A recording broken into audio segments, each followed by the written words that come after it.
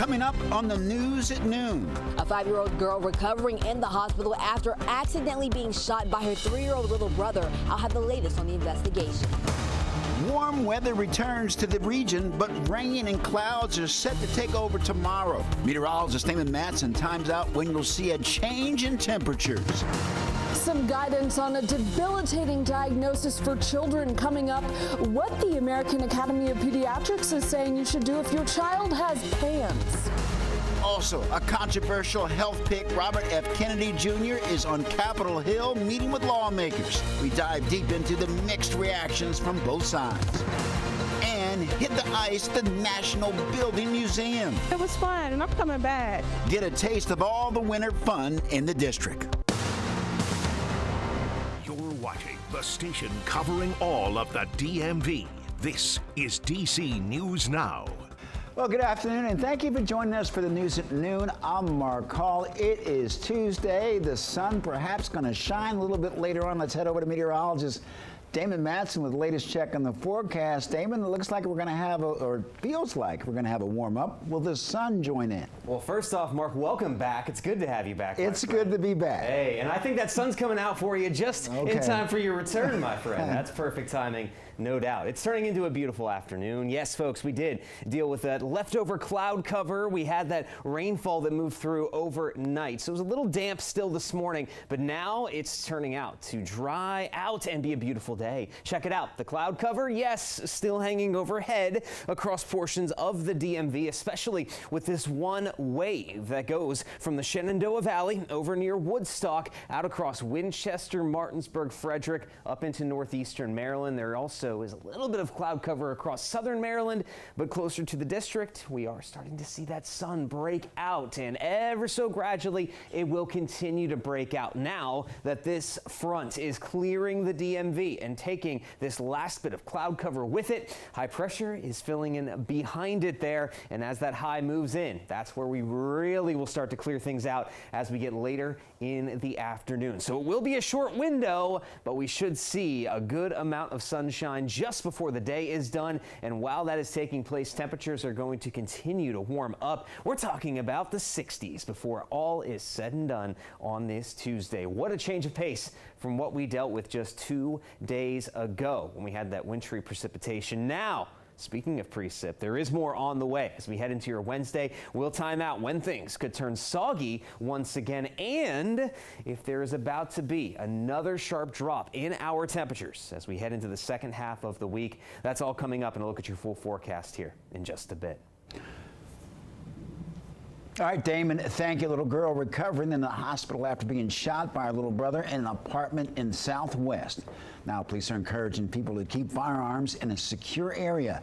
DC News Now's Jean-Marie Sissay has the latest on the investigation. It happened at these apartments on Galveston Street in Southwest. A 3-year-old got his hands on an unsecured gun and shot his 5-year-old sister, all while under the supervision of a family friend. It's such an unfortunate incident. On Monday around 6:30 p.m., police arrived at an apartment on Galveston Street in Southwest after a little girl was shot. They rendered aid and rushed her to the hospital. Her injuries are serious. Later, investigators learned her 3-year-old little brother found an unsecured gun and accidentally shot the 5-year-old. Now, this all happened while they were being cared for by a family friend. This incident really highlights the danger of unsecured firearms in homes and especially around children. And we are asking everyone to keep our young female victim in your prayers at this time. The family friend was arrested and charged with cruelty to children. And the sister of the little girl was also arrested for assaulting a special police officer on the scene. DC Police Chief Pamela Smith says adults need to have their guns stored in a safe location away from kids. We cannot talk about gun safety enough. And, you know, again, when we have firearms in our homes, there's an expectation that we are to keep our firearms locked up, and especially away from our young children. Well, now the big question is, how did the 3-year-old get access to this gun? And police say that's all part of the investigation. For now, reporting in Southwest, I'm Jean-Marie Sissay, DC News Now. All right, thanks, Jean-Marie. And turning to Virginia, where the Herndon man accused of killing his wife and another man inside of his home is now facing child abuse charges. Investigators say that Brendan Banfield's 4-year-old daughter was inside the home at the time of the crimes, and they say that he killed his wife and that other man with the help of his family's au pair, who he was allegedly having an affair with. A grand jury indicted Banfield on the count of felony child abuse and neglect and one count of felony child cruelty. That's in addition to aggravated murder charges he's facing. Banfield's trial is set for February. And in Maryland, new details in the investigation into a Montgomery County mother who allegedly drowned her 3-month-old daughter earlier this month. Mackenzie Colgan was deemed incompetent to stand trial. The 37-year-old was charged with first-degree murder. The ruling comes after Colgan underwent a mental health evaluation in the days following her first court appearance. Back here in the district, Ward 8 Councilmember Trayon White could lose his seat on D.C. Council. A unanimous vote by a council committee yesterday supported a recommendation to expel White. This all comes as the law firm released a report on their investigation on White last week. The report found evidence that White violated D.C. Council rules. Before the council meeting, White made a brief statement about the council's potential vote.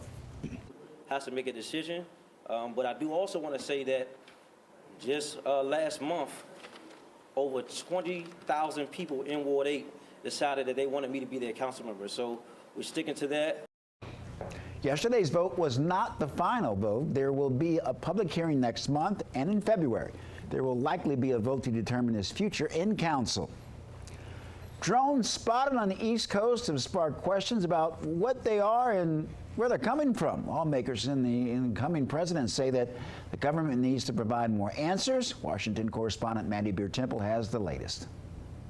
People have a lot of unanswered questions. What the heck are they? Senate Democratic leader Chuck Schumer is trying to get those answers. He's asked the Department of Homeland Security to implement a drone detection system, and he's proposing legislation that says that our local authorities can also be involved in sighting and finding out what the drones are. That's similar to Pennsylvania Congresswoman Chrissy Houlihan's countering drones bill that she wants to be included in the latest spending package. Massachusetts Senator Ed Markey says the government needs to be more forthcoming. We have 330 million Americans that just want to know the answer.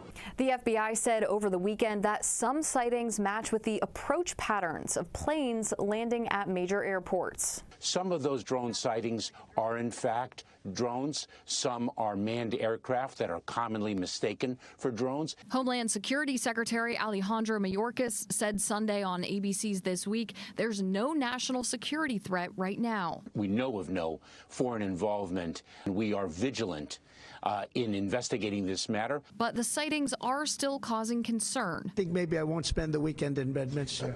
I've decided to cancel my trip. President-elect Donald Trump blames the current administration for a lack of information. Something strange is going on. For some reason, they don't want to tell the people, and they should. The FBI says they've received about 5,000 tips regarding the drones, and fewer than 100 have been deemed worth investigating. In Washington, I'm Maddie Beer Temple. All right, thanks to Maddie. The Virginia General Assembly is preparing its priorities for the new year, with both sides detailing plans to help families. Governor Glenn Youngkin wants the Commonwealth to become the first state to end taxes on tips for workers, which would benefit about 250,000 people who currently work in the industry.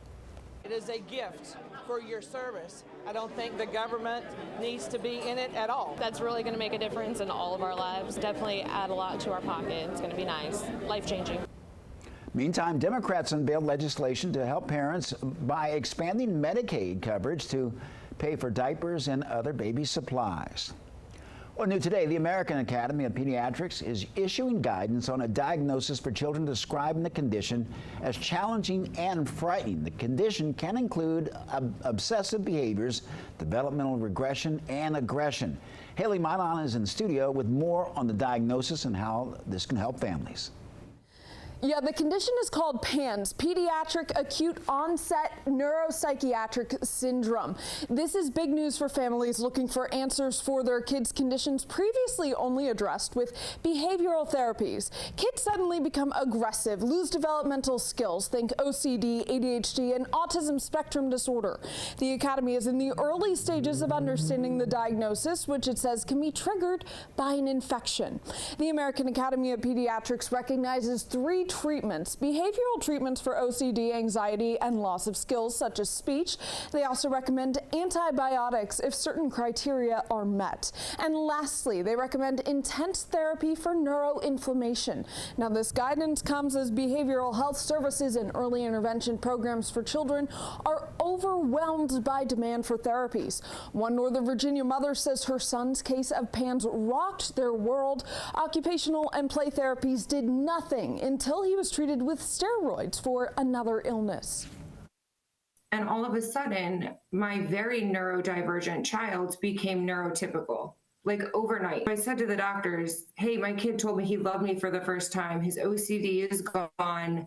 His tics are gone. Everything is gone. What is going on? So it turns out the steroids were treating the brain inflammation. And that mother went on to tell me that her son took 2 years worth of antibiotics, and that gave her son back. The Academy says its panel is going to continue researching how PANS is affecting kids, and parents tell me they think this is a turning point. It gives them hope that complex conditions could easily be treated one day. I'm Haley Mylon. Back to you.